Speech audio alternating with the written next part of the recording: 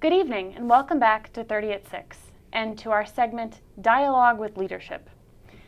I'm here tonight with Dr. Alan McCarthy. Thanks so much for being here. Thank you. Happy New Year. Happy New Year to you.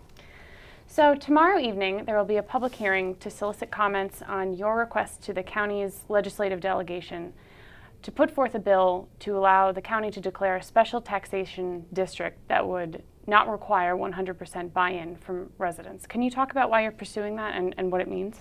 One of the reasons is we had Cecil County, being a very rural county, has at least 2,500 single-family dwellings, which are so remote that the internet providers are unwilling to provide the service. Mm-hmm.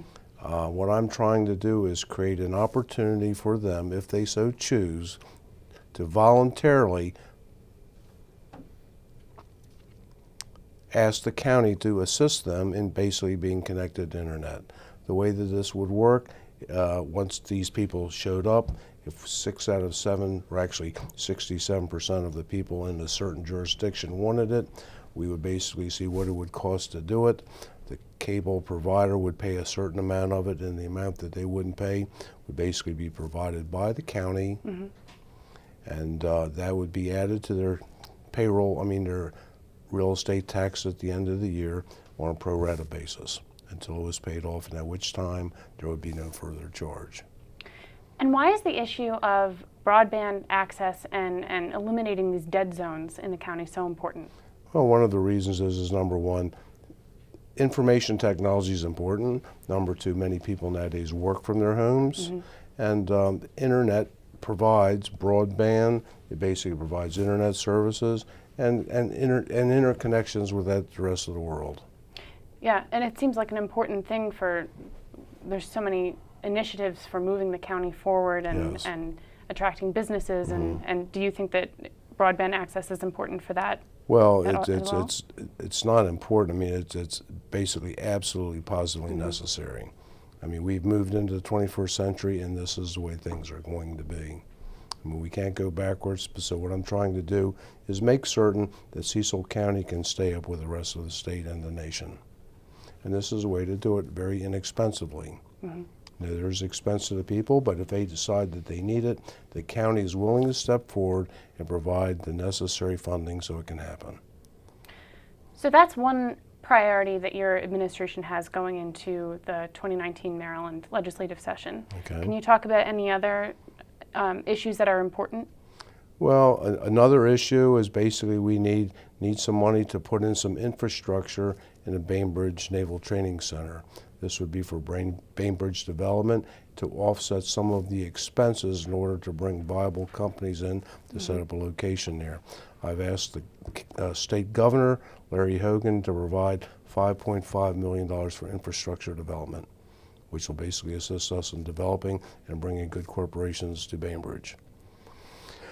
The last but not least is basically I'm asking our delegation to authorize and permit us to have collective bargaining with the detention center staff. These would be the people that oversee all the correctional facilities, mm-hmm. and I think it's only fair we have that collective bargaining with the Fraternal Order Police as well as emergency services. We need these detention officers, and this is a fair way to deal with them.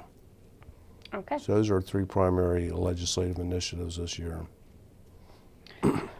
So let's talk about 2018. We've talked about 2019 legislative session, but let's look back at 2018. What would you say were some of the successes? Well, I'm going to basically include a little bit of 2017 in it. We had basically 5 major initiatives, and they all pertain to the strategic plan, and one of the goals was to basically have fiscal stability. The next mm-hmm. one was to basically have economic development. The third one would be put in infrastructure. The fourth would be education and quality of life issues. And last but not least, basically safe and secure streets.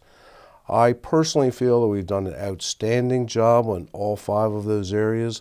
Not all of them are completed, but we certainly have a very, very good start. To give you a good example concerning the fiscal stability, we balanced the county budget for the first time for 2 times in the last 2 years that has ever been done mm-hmm. in the last 20 years. So basically that's good. We've added to our unassigned fund balance in order to basically strengthen our balance sheet. We've sent out a very clear message to businesses that we run our county in a respectful, business-like fashion. What else have we done? We basically addressed the wastewater issues, the first time that that's been tackled in over 20 years.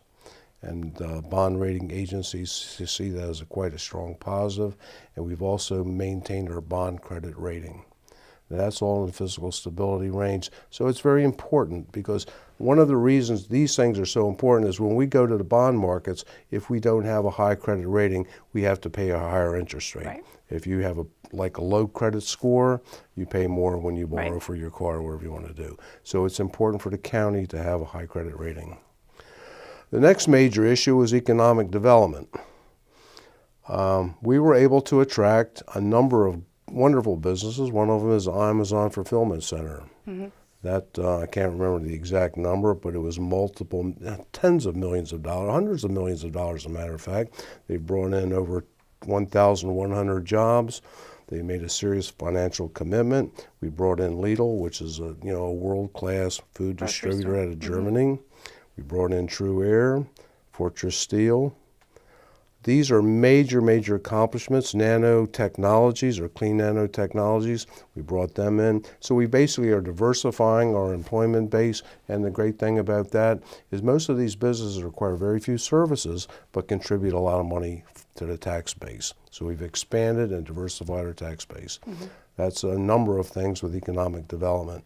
Concerning, and actually I might even add to that, is that we basically just received $20 million from the federal government to create an interchange on I-95 and Belvedere Road.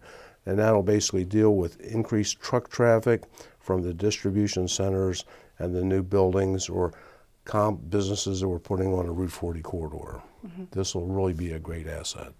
Well, we will have to have you back to talk about what else is going on as far as these 5 priorities that you've listed.